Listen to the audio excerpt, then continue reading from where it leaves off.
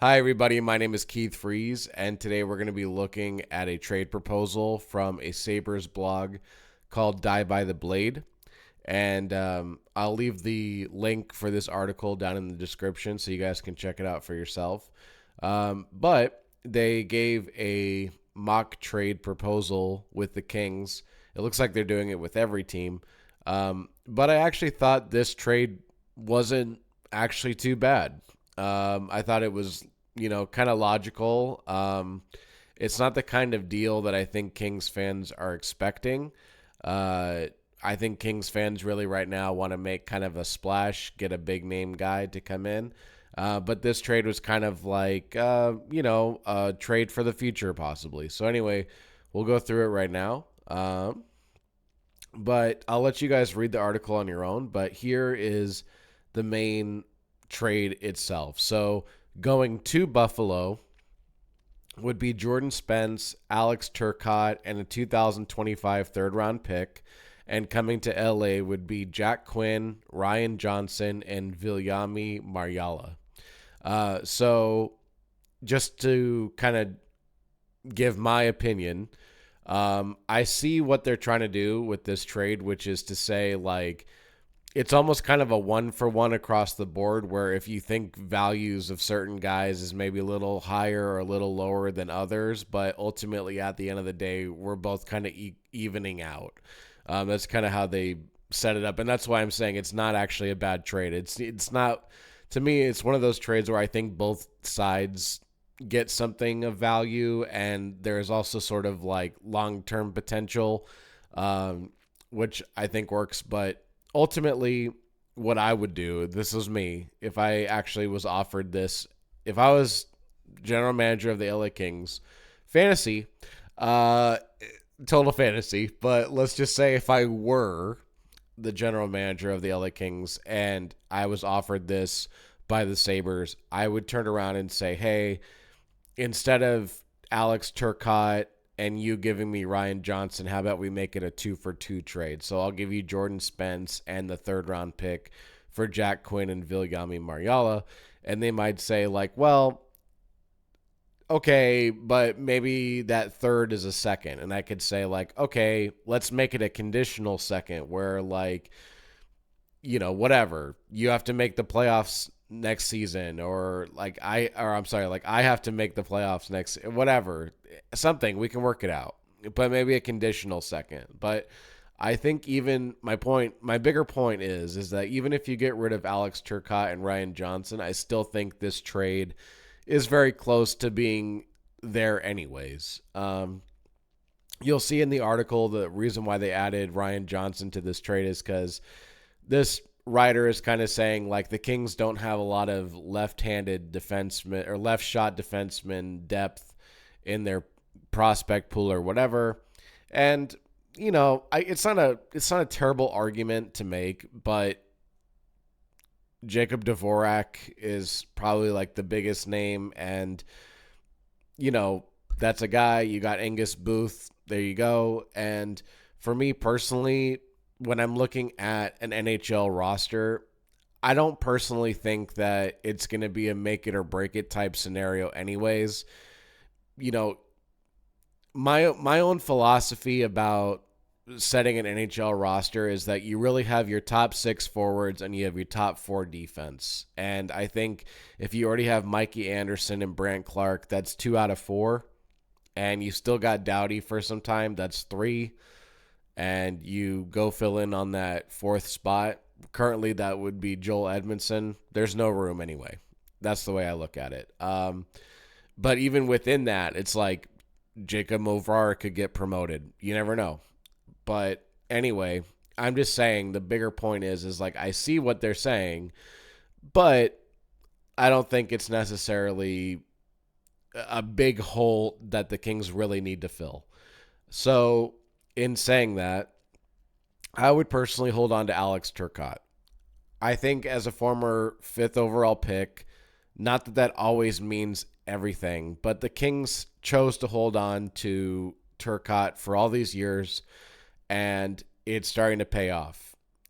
Jordan Spence, I'm adding Jordan Spence to this trade because of the primary reason of what I just said, which is that you're going to have a top four defense. And right now, at least in the foreseeable future, like there's not much room there on the right side, especially if we're just zeroing in on a top four. That's just the reality. I'm not trying to be a jerk about it. It's just the reality. And so, again, I would hold on to Alex Turcotte. I might be okay with getting rid of Jordan Spence and the third round pick. Now, coming back the other way, for Kings fans to know what we were getting, that would mean that we wouldn't be getting Ryan Johnson in my trade response. So again, I'd be giving up Jordan Spence in the third round pick, and again, we'd be getting Jack Quinn and Viljami Marjala. With Jack Quinn is he's a right shot. He can score, and I think he's one of those guys that might be his calling card. Like, he may not give you much other than that. I personally haven't watched a lot of his game other than when he was playing juniors, and even then I didn't see much of it. But what I'm getting in terms of what this article is presenting and looking at his stats and whatever is that he could possibly be like Samuel Fajimo, but a guy that is able to play in the NHL and give you productive 5-on-5 minutes or whatever. Something that the Kings, I don't think, are necessarily big on with Fajimo. So maybe in this trade proposal, you could say, I'll give you Jordan Spence, Samuel Fajimo, and a third round pick. You know, like, you're losing a scorer, I'll give you a scorer. And if it works out that he wants to play he can play in the NHL with you, then you have a scorer. And I think that might be enough to whatever. So why I was kind of saying earlier, like, this is maybe not the trade that the Kings would be so big on, or Kings fans would be so big on, is because we're looking for a splash. In particular, Kings fans keep calling for a right shot scoring forward. You know, Jack Quinn is kind of that guy, except that Jack Quinn is too young, and he's not the big fish that you go catch to really make a difference. Like, it's funny because we're looking at the screen here and there's all these, jerseys on the screen, but it's like getting Marian Gaborik in 2014 was making that splash, right? I don't think Jack Quinn is a splash, but I think he's a long-term good addition to that core of what you're building with Quentin Byfield and Brant Clark and Alex Turcotte and Alex Laferriere, etc. So that I can actually say, like, okay, long term, we need a scorer, and that could be Jack Quinn. Okay, now Viljami Marjala, I'll be honest with you, I hadn't heard of him.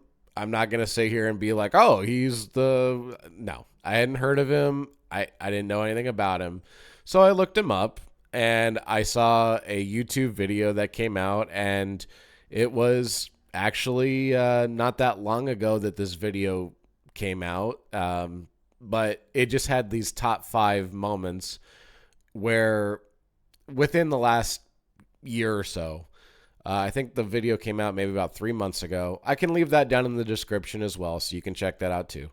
But it showed that he's really offensively gifted, in particular with his shot. And the thing I was really impressed with Marjala is that he's a left shot. He's a scorer, but he can shoot and hit his shot with great accuracy from his strong side wing. So a lot of times you'll hear broadcasters or even myself or whoever talk about how shooters are usually on their off wing because you want to be shooting from the middle, where you basically want to try and not have your stick as close to the boards because you want to try and create a different shooting lane or a shooting target.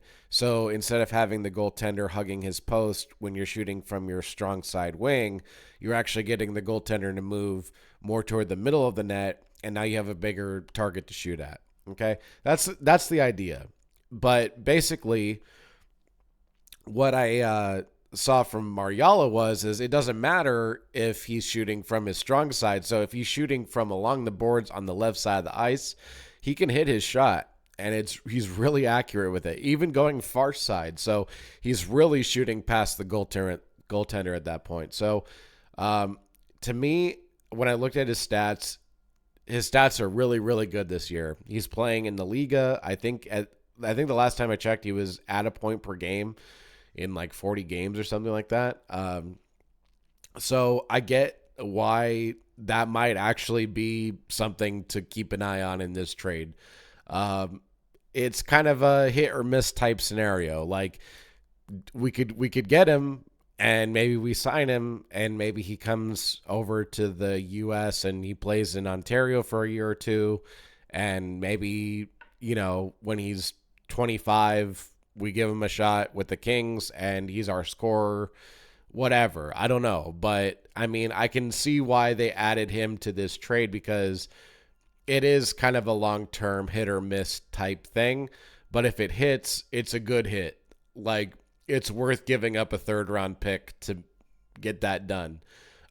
So I don't think that the trade is one that's really going to get fans out of their seat and be like, oh my God. But I do think long-term, it could be one of those things where it was like, that was a solid trade. Like that was something that we needed to do. We made a long-term answer, particularly a long-term scoring answer, come to life. And that's what you need. You need long-term prospects that go beyond what you have now. Because, I'm sorry to say, but we don't know what's going to happen tomorrow.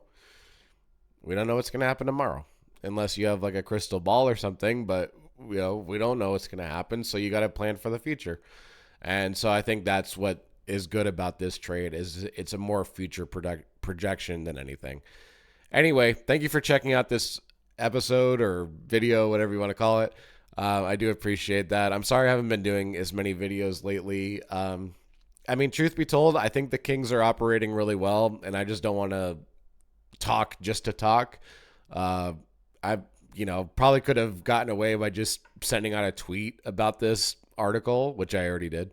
But I'm just saying I could have probably just sent out a tweet. But the Kings are playing really well. I just don't see a point in necessarily coming on here and talking just to talk. But I did think this trade was an interesting one. I thought I'd share it with you Kings fans and give you my perspective on it. But either way, again, thank you for checking out this video. My name is Keith Freeze, and I'll see you all soon. Go Kings, go.